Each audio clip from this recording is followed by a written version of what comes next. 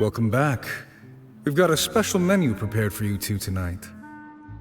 Yay! And there's good food too! No, the boss is the best.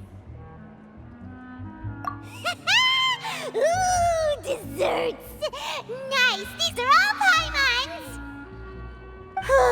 Paimon's already starting to forget what happened today. Oh, that voice. Is that who I think it is?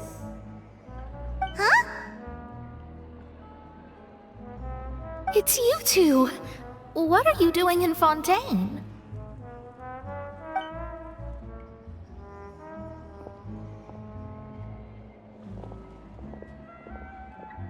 Mona?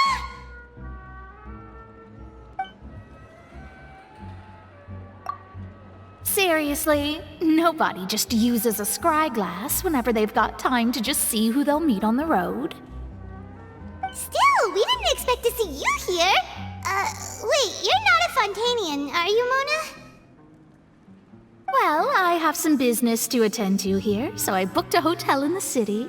I was just out for a stroll when I bumped into you. Quite unexpectedly, if I might add. Why did you think I was from Fontaine, though? Is that because Magistus doesn't sound much like a Mondstadter surname? Yeah, let's go with that. Well, I used to have my own surname, which was, well, some other thing. Either way, the old hag told me when she took me as her disciple that the first step to being a great astrologist's pupil was to change that name. There was nothing for it, really.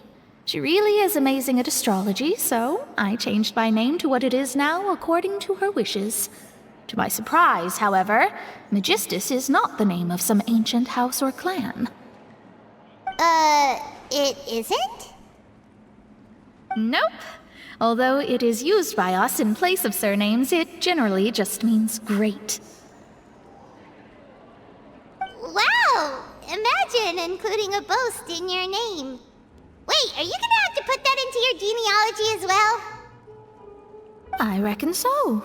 In any case, I'd give my disciple a name like this as well, if I were to take one. Astromancer Barbeloth Trismegistus. Whoa, that's a long one. Does it also mean great or something? My name means Mona the Great Astrologist. As for the old hag, hers is, in plain speech, the thrice-as-great Scholar of the Stars. Just take it as a title specific to astrologists. Thrice as great? That's so petty. I know, right? That's just how she is. She used to call herself Magistus, actually, but when she took me in, she changed her name to Trismegistus. Talk about excessive. Magistus is thus the calling card of our school, so to speak, which makes it about the same as a surname. It's all right if you don't get it. You can look into it further should you need to study astrology more deeply. That sounds terrible! But anyway, you're not Fontainian, are you, Mona? You're from Mondstadt, right? Well, I was born in Mondstadt, yes. My parents migrated to Dorman Port, and I traveled with the old hag for a while, after which I settled down in Mondstadt City. Oh, that's a good thing then. At least we know you won't be dissolved by Fontaine's waters. Speaking of that, I'm sure you're aware that a bunch of things have happened here in Fontaine, right? I know you're not a local, but I'd avoid getting too close to any water that looks strange all the same.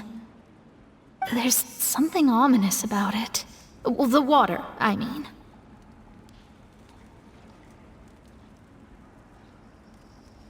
That was the main reason, yes. Just a while back, the Steambird invited me to take part in a panel and speak about the circulation of the prophecy as an astrologist. The invitation was sent quite early on. I don't think anyone expected Fontaine to be in this much trouble. What do you make of that prophecy, Mona? Just tell us what you think as an astrologist. Your word would go a long way to make things more certain and less scary. What I can tell you is that I'm an astrologist, and that this prophecy concerns the fate of Fontaine, even that of all Tevat. Ascertaining this is akin to reading the fortune of the whole world.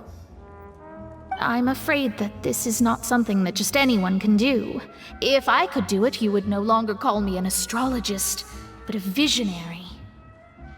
But on the flip side, the prophecy is so huge and powerful that it must surely come from a powerful visionary. Its contents involve the fate of the world. Disregarding it would be a mistake. A visionary? Sounds really powerful and all, but does such a person really exist? Of course. The old hag could do it, and I'd bet there are others amongst those Hexenzirkel colleagues of hers who could do something similar. Huh? Are you sure? All right, I'll help you. It isn't often that I see you with such a serious look on your face. I'll tell you once I hear back from her. Thanks, Mona. You're amazing as always. Oh, well, this is something only I can do after all. So yes, your praises are quite welcome. That's the greatest of astrologists for you! Of all the people we know, you know the star's the best! Indeed, indeed. That's the spirit. Oh, sorry. I came to see what all the commotion was about. If there's anything you need, do not hesitate to inform the Spina di Rosula. Oh, whoops. Guess we were getting a little too carried away there. Well, I'll go tend to my own business now. If I receive any news, I'll be sure to come find you two again. And there she goes, quick as rushing water. And here we are with the Spina guy giving us suspicious looks. If Paimon hadn't spoken for you, it'd be you getting all the weird looks. The things Paimon does for you. That's more like it.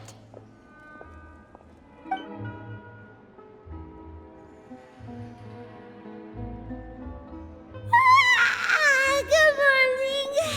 To be honest, Paimon's still feeling kind of sleepy. But it's time to get up, traveler. We agreed to go see Neuvillette, so let's pack it up and get going.